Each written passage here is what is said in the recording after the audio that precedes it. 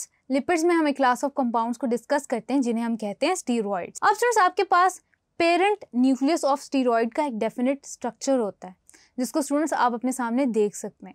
इससे related students हम cholesterol का स्ट्रक्चर भी डिस्कस करेंगे। स्टूडेंट्स, ये जो आपके पास स्टीरॉइड्स होते हैं, इनका जो पेरेंट न्यूक्लियस होता है, इसका नेम होता है स्टूडेंट्स आपके पास पर हाइड्रोसाइक्लो पेंटेनोफिनेंथ्रिन। यानी कि स्टूडेंट जो आपके पास टिपिकल जो पेरेंट आपके पास स्ट्रक्चर होता है वो फिनेंथ्रिन का होता है, जो कि स्टूडेंट्स हमने एरोमेटिक कंपाउंड्स के अंदर भी डिस्कस किया हुआ है ये स्ट्रक्चर टिपिकली।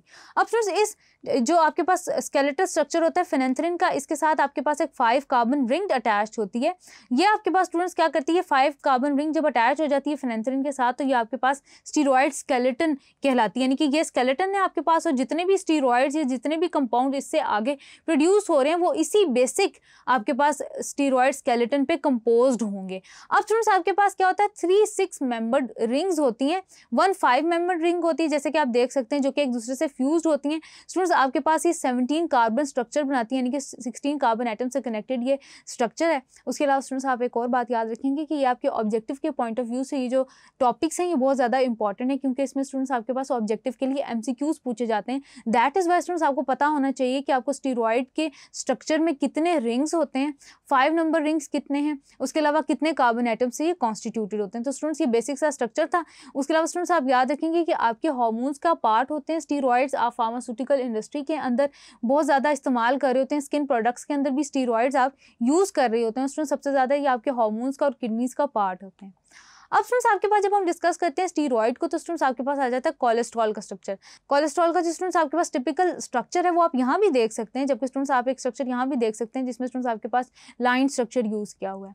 अब स्टूडेंट्स, जो आपके पास कोलेस्ट्रॉल है वो टिपिकली आपकी बॉडी के अंदर तब ज़्यादा डिपॉजिट होना शुरू होता है जबकि स्टूडेंट्स आपकी बॉडी के अंदर जब फैट की डिपोजिशन ज़्यादा होती है। तो स्टूडेंट्स याद रखिएगा कि आपकी बॉडी में जब भी फैट की डिपोजिशन होती है तो वो ज़्यादातर in the form of cholesterol होती है, एडिपोज टिश्यू के अंदर होती है। यानी कि स्टूडेंट्स अगर हम बात करें लिपिड्स की, तो लिपिड स्टूडेंट्स आपके पास वाटर सोल्यूबल नहीं होते, या आपके पास ऑर्गेनिक सॉल्वेंट्स के अंदर सोल्यूबल होते हैं। उसके अलावा स्टूडेंट्स आप ये बात भी याद रखेंगे कि जो लिपिड्स हैं उनकी जब डिपोजिशन आपकी बॉडी के अंदर in the form of cholesterol हो रही होती है, तो स्टूडेंट्स ये क्या करती हैं, ये खतरनाक हद तक डिपोजिशन जो होती है वो आपकी ब्लड वेसल्स को नैरो कर देती है, जिसकी वजह से स्टूडेंट्स आपको हाइपरटेंशन के इश्यूज होते हैं। उसके अलावा स्टूडेंट्स आपके पास ये ब्लड क्लॉट भी जनरेट कर सकते हैं, लीडिंग टू हार्ट अटैक।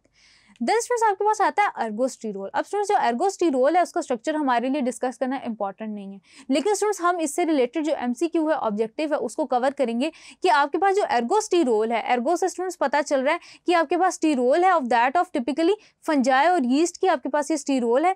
जब स्टूडेंट्स आप इसको इरेडिएट करते हैं अल्ट्रावायलेट रेडिएशन से, तो स्टूडेंट्स ये आपके पास एर्गो कैल्सीफिरोल या विटामिन D2 में कन्वर्ट हो जाती है। टिपिकली स्टूडेंट्स ये आपके पास ऑब्जेक्टिव पॉइंट ऑफ व्यू से बहुत इंपॉर्टेंट है। देन स्टूडेंट्स, जब आप डिस्कस करते हैं फॉस्फोलिपिड्स को, तो स्टूडेंट्स आप याद रखेंगे कि आपके पास जो फॉस्फोलिपिड्स होते हैं उनका हेड एंड टेल स्ट्रक्चर होता है। आप अपनी बायोलॉजी के अंदर भी इसको डिस्कस कर चुके हैं। उसके अलावा स्टूडेंट्स आपके पास ग्लिसरॉल और फैटी एसिड अटैच होते हैं उसके अंदर, और हाइड्रोफोबिक टेल्स होती हैं। अब स्टूडेंट्स, जो आपके पास हाइड्रोफोबिक टेल्स होती हैं, सैचुरेटेड फैटी एसिड से भी कंपोज होती हैं और अनसैचुरेटेड फैटी एसिड से भी कंपोज होती हैं।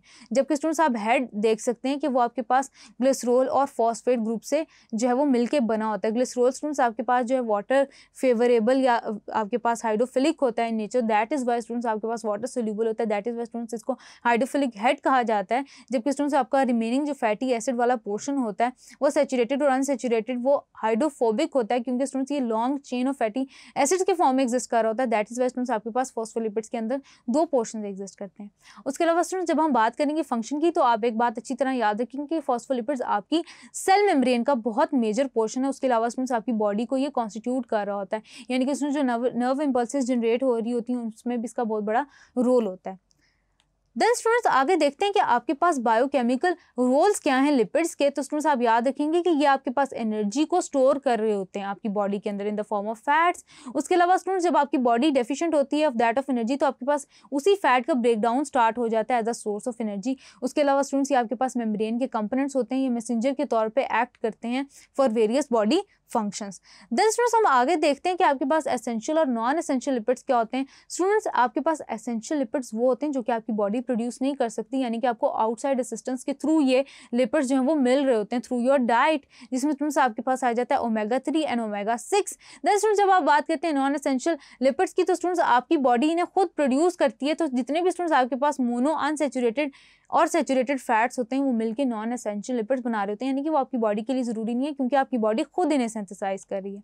सोर्सेज ऑफ लिपिड्स की बात करते हैं तो स्टूडेंट्स आपके पास सैल्मन्स, व्हेल, सीड्स आपके पास मेजर सोर्स होते हैं लिपिड्स की। मिल्क, बटर, चीज़ और घी स्टूडेंट्स आपके पास लिपिड्स की सबसे बड़ी सोर्स होती है। देन स्टूडेंट्स जब आप बात करते हैं यूजेस ऑफ लिपिड्स की, तो स्टूडेंट्स आप इसको अपनी फूड इंडस्ट्री के अंदर यूज़ कर रहे होते हैं। उसके अलावा स्टूडेंट्स आपकी जो किडनी होती है, आपकी किडनी के अंदर स्टूडेंट्स आपकी किडनी के ऊपर वाली जो सर्फेस होती है उसके ऊपर स्टूडेंट्स फैट्स की डिपोजिशन होती है ऑलरेडी। देन स्टूडेंट्स जो आपके पास एक्वेटिक एनिमल्स होते हैं उनकी बॉडी के अंदर इसकी डिपोजिशन प्रेजेंट होती है, स्किन के अंडर प्रेजेंट होती है, ताकि स्टूडेंट्स इनको इंसुलेशन प्रोवाइड हो against the extreme conditions, extreme weather conditions. उसके अलावा स्टूडेंट्स आपके पास विटामिन्स का ये हिस्सा होते हैं, वाटर सोल्यूबल, आपके पास जो फैट सोल्यूबल विटामिन्स होते हैं वो लिपिड्स के बने होते हैं। देन स्टूडेंट्स आपके पास ज़्यादातर जो आपके पास एक्वेटिक लाइफ होती है वो लिपिड्स से आपके पास जो है ना कंपोज होती है। उसके अलावा स्टूडेंट्स जो आपकी सोप इंडस्ट्री होती है, यानी कि सोप मैन्युफैक्चर के अंदर स्टूडेंट्स आपके पास टिपिकली इनको यूज़ किया जा रहा होता है। उसके अलावा स्टूडेंट्स ऑयल इंडस्ट्री का तो आपको ऑलरेडी पता है। देन स्टूडेंट्स आगे चलते हैं, एंजाइम्स को थॉरली डिस्कस करते हैं, देखते हैं कि आपके पास एंजाइम्स बाय एंड लार्ज किस किस्म के कैटलिस्ट्स हैं। Thank you.